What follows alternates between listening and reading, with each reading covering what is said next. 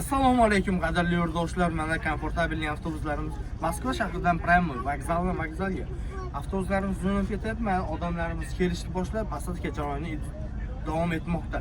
Qadrli yurtdoshlar, mana akamizlar ketyapti. Akamizdan bir qator suhbat olib boramiz. Qanday ketyaptilar?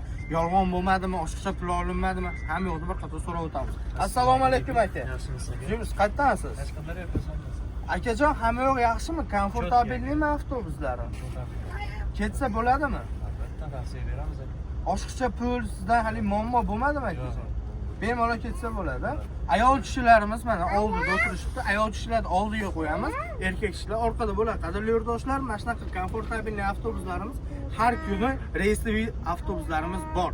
Bemalol ekranda ishonch nomerlarimizni qo'yamiz, kassa nomerlariga aloqaga chiqib kelishlari mumkin.